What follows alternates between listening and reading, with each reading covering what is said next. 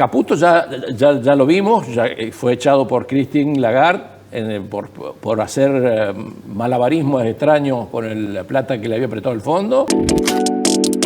El que está tomando las decisiones desde el desarme de las LEFI es Javier, no es Caputo. Personalmente creo que Caputo podrá colaborar, pero el que está tomando las decisiones... Bien. ¿Milei es un capitán de tormenta? Para mi gusto, creo que no.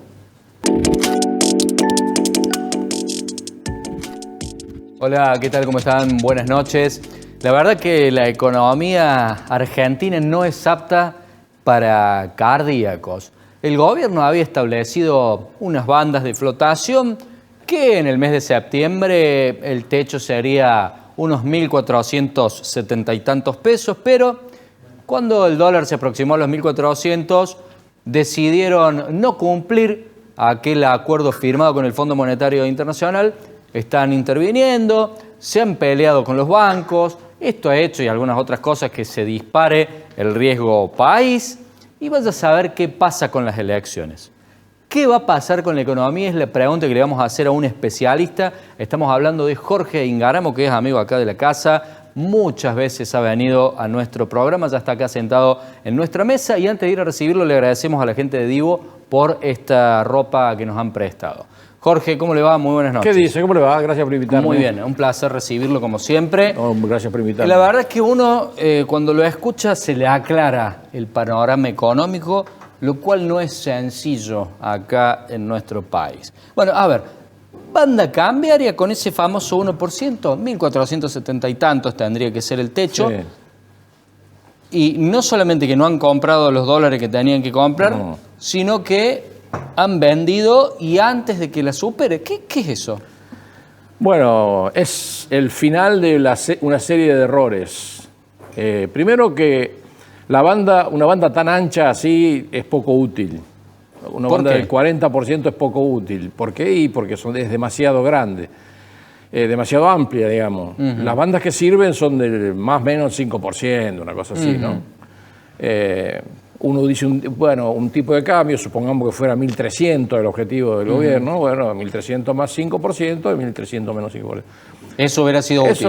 Eso hubiera sido más útil cuando ellos arreglaron con el fondo, eliminaron el blend y tuvieron una pequeña devaluación que casi no se trasladó a precio.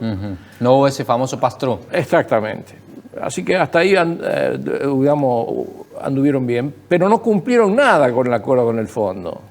Porque el acuerdo con el fondo tenía previsto que el gobierno tenía que formar reservas. Entonces, cuando vino la primera revisión, ya teníamos, cuando vino la primera revisión ya habían pasado dos cosas. Primero, el MSCI, el Morgan Stanley Capital Investment, había dicho que la Argentina no me gusta. Si va a seguir en standalone, no va a ser emergente. El JP Morgan ya había dicho, mejor me voy, esto no me gusta. Esta gente tiene un amontonamiento muy grande de títulos públicos, de vencimiento de títulos públicos, no está comprando. Bueno, armaron la fase 3.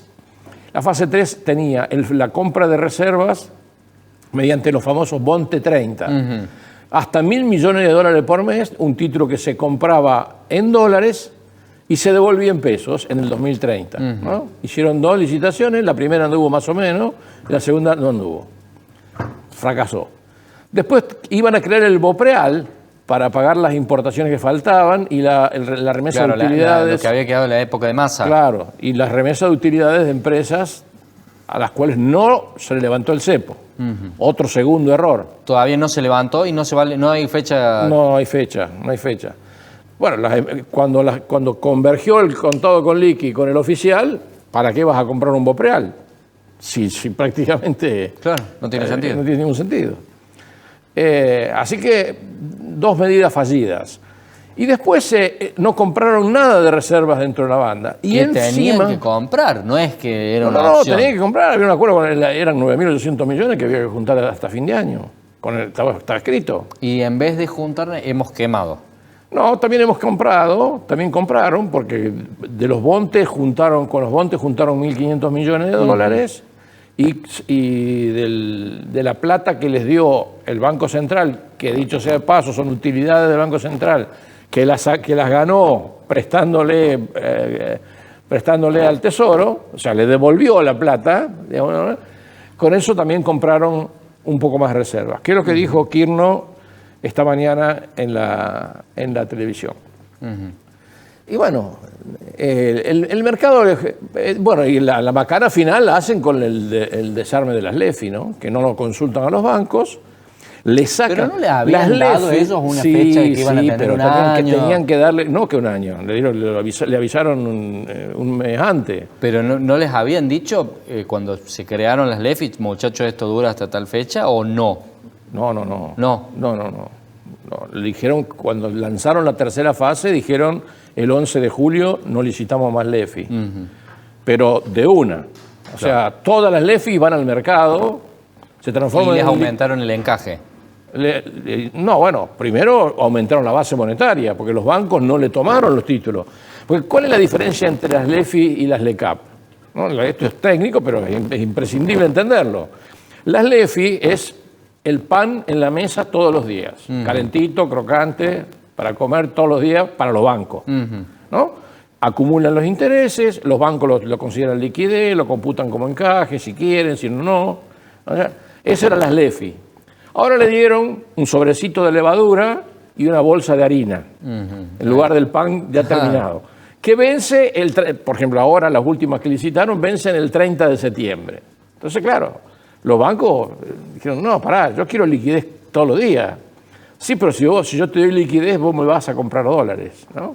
Que es el famoso tema. Claro. Porque claro, pero ¿cuál es el problema de comprar dólares? Que la gente no le cree al modelo de que después de las elecciones de octubre no vuela. Esto no vuela, no cambia. Claro. Y que el gobierno va a ser tan contundente en el triunfo electoral que va a tener la forma de resistir los embates del Congreso y poder hacer las reformas estructurales que están escritas en el memorándum con el fondo. Eso en el mercado no lo cree. Entonces, ¿qué hicieron ellos? Subir la tasa, subir los encajes y fomentar otra vez el carry trade. O sea, traer dólares, venderlos, comprar pesos y recibir una tasa extraordinariamente alta. Con la última licitación para el 30 de septiembre está dando 75,66% de tasa anual. Efectiva, hermano. Jorge, es una barbaridad total. Entonces ahora también teniendo en cuenta la inflación. Y además, claro. para terminar la idea, faltan 8 semanas para las elecciones nacionales. No sabemos el resultado de Buenos Aires. Una eternidad en Argentina, en 8 semanas. Una eternidad o por lo menos 3 licitaciones de títulos, ¿no? Donde los bancos tienen el sartén por el mango. Y, por ejemplo, en septiembre tenemos 21 billones de pesos. Por supuesto, uno puede decir, bueno, pero la mitad son intraestatal. O sea, es el Banco Nación que le presta al Tesoro. Es la ANSES que le presta al Tesoro, ¿no? Eso es intraestatal. Sí. Una mitad, pero la otra mitad la tienen los bancos, ¿no? Y ahí está el tema. Entonces ahí está el tema. Jorge, entonces, a ver. Le dejan la sartén por el mango a los bancos. Y evidentemente los bancos piensan lo mismo que piensa todo el mundo. Dice, esta gente no va a hacer reformas estructurales. Después están todos los errores políticos. Yo no soy experto en política, pero cualquiera se da cuenta que el armado de la lista en Córdoba no está bien hecho, del oficialismo. No podés poner 3 tipos desconocidos a pelearle a Schiaretti. Pero lo han hecho como una estrategia política de poner no sé, tres personas que hecho. Nadie sabe quiénes son. Sí se conoce a la número 4, pero los 3 primeros nadie sabe quién es. Por eso. Y en Corrientes se probó también. Pero en muchos lugares han hecho esto. En ningún lugar. Bueno, ellos ganaron la capital, nada del otro mundo, 31%. 32, sí. Y ganaron en Chaco con 0, porque se aliaron con 0. Con Corrientes, no. Bueno, entonces, claro, si vos sos tan malo para la estrategia política, porque para mí es mala la estrategia política, lo digo sin ser político, pero me doy cuenta que, bueno, podés salir a correrle a Schiaretti con 3 desconocidos. Claro. Yo no los conozco. A lo mejor son unos genios de la política, hacen las mejores leyes no lo sé. Sí, a ver, el número 1 es un abogado, la número 2 es una chica que hace bikini, bikini fitness. Sí. El número 3 es un muchacho, no sé si es el del PAMI o el de Vialidad, y el 5, si no es el 3, bueno, y la 4 es Laura Rodríguez Machado, que Si Por uno lo menos tiene experiencia. Y más o menos la conoce. Pero no se puede hacer eso. Claro. Y bueno, Salta le fue mal, en fin, qué sé yo.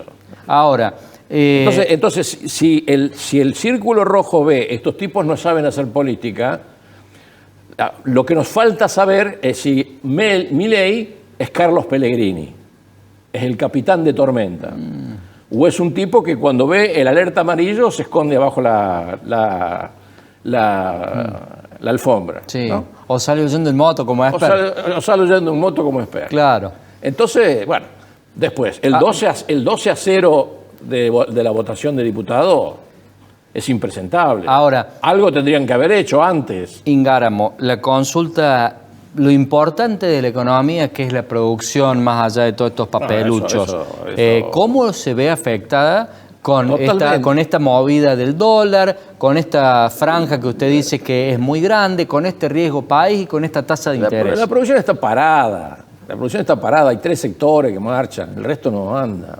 No anda. ¿Cuáles son los 3 sectores? Teóricamente la minería. Que eso todavía no arranca lo nuevo, ¿eh? Sí, eso sí, lleva años. pero algo hay, empiezan las preinversiones, etcétera. Algo de petróleo y gas, ahí tenemos la suerte de que en lugar de tener saldo externo negativo que teníamos antes, ahora tenemos saldo externo positivo. ¿Pero no se va eso con los viajes al exterior? Claro, por supuesto. Digo, me parece que ya se fue ese saldo, ¿o no? Si tuvimos 5.400 millones de dólares de déficit de cuenta corriente externa en el primer trimestre del año. Ah, en el primer trimestre, no Claro, en el semestre. y vamos a tener 11. Es peor. O Es peor. 11 o 12.000 este año. Por eso el fondo se calla la boca. Por eso dice que el fondo, digamos, incluso el fondo mismo se debe estar preguntando, ¿cómo le puedo fiar yo a estos tipos y pensar que me van a guardar las reservas si tienen 12.000 palos Claro, de cuenta pero a mí de déficit en cuenta corriente? Probablemente tengan un déficit y además se han quemado ya. Es cierto, faltan entrar 11.000 palos del agro, ¿no? Del agro y sus agroindustrias. Sí, pero eso ya se fue con el turismo. No, falta entrar. Todavía no se vendió. ¿Pero qué, se va a ir? Y bueno, ¿para qué exportás? Para importar. Pero se va a ir, pero digo... El problema del turismo es tener el dólar atrasado. Menos mal que el mercado no le contestó a Milei cuando Milei dijo tiene que ir a 9.22, qué sé yo. Sí. Menos mal, porque se iban se iba toda la guita afuera. Claro. Menos mal. Nos íbamos a vivir afuera directamente. Claro, ¿y para qué vamos a vivir acá Claro. si en Chile es la mitad de barato? Claro. O en Paraguay o en Brasil. Entonces, o sea, que eso... No, la economía no marcha. Van a enfrentar, por eso la preocupación y el silencio, ¿no? Yo también lo escuchaba a Kirno en un programa de televisión. Están viviendo en una burbuja. Dicen que bajaron 12 millones de pobres. Sí, no sé dónde lo vieron. por supuesto. Porque la línea de la pobreza del mes de agosto, que es el que acaba de terminar, fue de 1.530.000. La línea de la pobreza. Cuénteme usted cuántos sueldos hay que estén por ahí para salir de la pobreza. A lo mejor haya menos indigencia, pero... Yo le he llamado el modelo 15-50-35. A ver. 15% de la población que zafa porque tiene ahorros, porque paga los gastos comunes sacando dólares del colchón, ¿no? O sea, paga las expensas. Sí. Y si no, viaja al exterior, y si tienen $1 de sobra para comprar, va y lo compra en el exterior o lo compra por esa página, sí. Por la página. El otro 50 es la clase media que galguea, ¿no? Que llega a fin de mes. No sé si es tan media, ¿no? Un mes, bueno, media y media baja, digamos, ¿no? Que galguea. Y el 35% está chao. Claro. 15, 50 y 35. Y con eso no se hace una economía. Con eso no funciona. Bueno, claro. Con eso no se puede crecer al 5% anual, como decía esta mañana Kirno. Con eso y es más, se le cayó la recaudación en julio. Claro, porque... Y se tienen que despedir definitivamente del déficit, del superávit financiero. El IVA de julio, si uno lo compara, ¿lo tiene que comparar contra el de abril por esos 3 meses que tienen las empresas para pagar o es julio contra julio? No. Julio se compara, lo recaudado en julio se compara con lo recaudado en junio, si usted quiere saber cómo marcha la economía. Pero digo anualmente. Y si no, lo tiene que comparar con julio del año anterior y descontarle la inflación. Claro, pero no es que las empresas tienen 3 meses para pagar el IVA. La recaudación en términos reales en julio bajó claramente. ¿Por qué? Porque bajó respecto a junio y respecto al año anterior. Las dos cosas. O sea, que es evidente de que... Y que ya el año anterior había sido malo. Hay mucho menos pago de seguridad social. Mucha caída, fuerte caída de los pagos de seguridad social. Lo cual revela que hay un problema de empleo concreto, ¿no? Evidentemente que hay mucha gente que tiene el empleo en blanco y lo llama y le dice, mira, te paso a negro porque... O te tengo que echar. ¿Cuándo se deja de escuchar, de consumir y de creer el discurso y se cae en esta realidad que, por lo que yo estoy escuchando hablar a usted, Jorge, esto es un reguero de pólvora? Yo pronostiqué cuando empezó este gobierno que la licuadora iba a andar muy bien, la motosierra a ver, se veía, dependía del Congreso, dependía mucho del Congreso, donde evidentemente algo funcionó. Y pronostiqué que iba a haber íbamos a poder ver la B corta después del debut inicial, digámosle, el Rodrigazo. Bien. O hace el Rodrigazo, licuás todos los... Entonces no hay nada que gastar, ¿no? Y después, ¡pum!, pega el rebote. Bueno, el rebote lo vimos de octubre a marzo, abril, pongamos así, ¿no? Y ahí cuando empieza la negociación, cuando, digamos, empiezan los tironeos con el fondo, que queremos guita fresca, que el campo, que qué sé yo, que las retenciones, ahí empieza el problema. Y no mejoró, porque ellos le erran a la fase 3 y le erran a las LEFI y se pelean con los bancos. Y los bancos le arman mini corrida, porque hay 3 o 4 bancos que todo el mundo sabe que están en contra del gobierno. Bueno, pero si 3 o 4 bancos te pueden armar una corrida, hay algo que no va. Lo que no va es que hay poca liquidez, que el mercado es chiquitito. Entonces, un banco, como también lo dijo Kirchner, un banco con 30 millones de dólares el lunes le hizo subir 40 pesos el dólar. Con 30 millones de dólares. Claro. ¿Eso qué quiere decir? Que el tamaño del mercado es inexistente. Porque no hay liquidez. El tipo que se quedó con liquidez es Gardel, el Pérez y el Tango la Comparsista, todos juntos. Entonces, por eso digo, faltan 3 licitaciones todavía, ¿no? Y ahí está la gran discusión. Primero tenemos las elecciones de la provincia de Buenos Aires y después tenemos 3 licitaciones. Pero ahora encima lo que va a ser la segunda si no va bien la primera. Bueno, esperemos que rectifiquen, ¿no? Acá la gran apuesta es cuándo cambia esto. Porque la política monetaria cambiaria tiene que cambiar. Pero es que no la pueden cambiar, antes de las elecciones no la pueden cambiar. Sí, la pueden cambiar.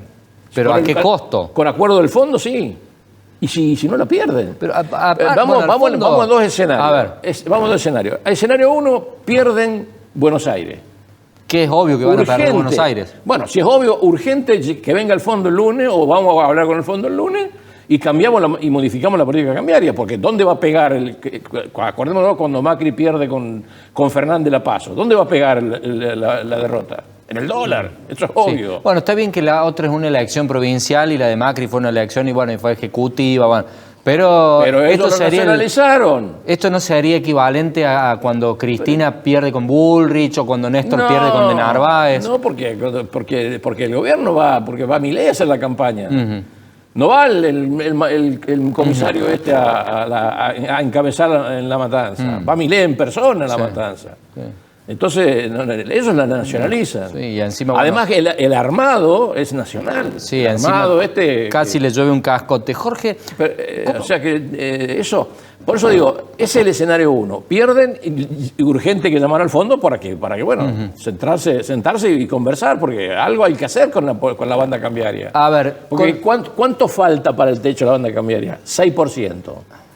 6% falta para el techo. O sea, claro, tendría que ser 470 y pico y estamos... Claro, o sea, perdés y estás ahí nomás de la banda cambiaria. Bueno, ¿y por qué no vendieron ahí en vez de vender antes?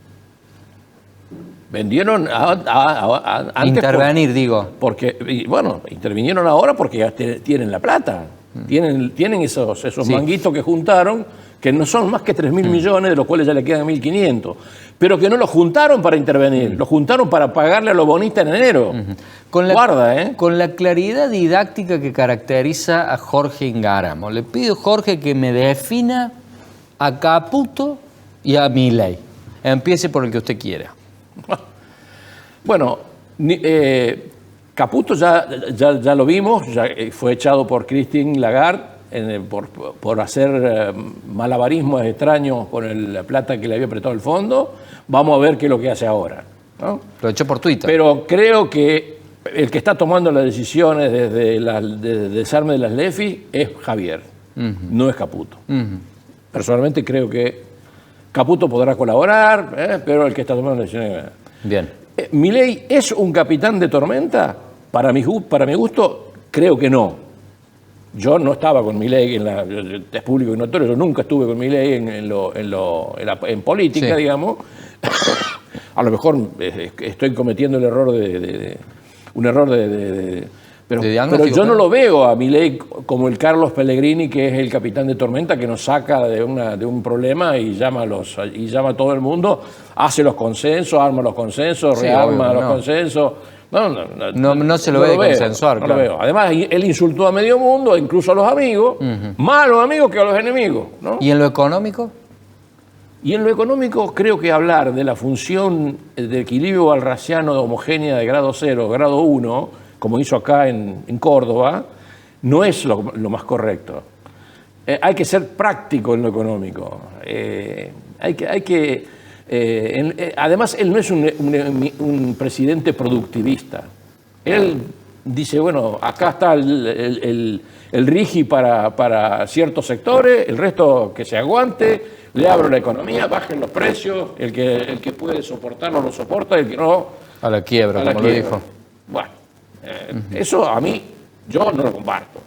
Yo prefiero un presidente equilibrado. Pedirle a Milei que sea equilibrado, bueno, es un poco difícil. Si él lo hace de inteligente, de corrupto, no tengo la menor idea. Yo no lo conozco, nunca hablé con él en mi vida, pero lo he escuchado. Y las cosas que dice en sus discursos normalmente no son ciertas. O sea, es muy difícil creerle a Milei al pie de la letra todo lo que dice, claro, porque muchos son inventos, y muchas son mediciones que él hace, que ya vimos cuando dijo que la inflación corría al 52.000%. Claro. No sé de dónde sacó ese cálculo. Jorge, le agradecemos por la claridad de los conceptos y por haber venido a nuestro programa. Sabemos que se tiene que ir volando de acá, así que no lo detenemos más. Yo le agradezco la invitación. Espero equivocarme. Espero equivocarme honestamente, porque si tenemos que empezar de nuevo los argentinos con alguien que no sabe acordar, que no sabe negociar, que no sabe... no llegamos. Se va a poner muy, muy, muy fulero. Lamentablemente sí. Le agradecemos, Jorge. Un placer recibirlo. Gracias por invitarme. Muy breve pausa, ya volvemos.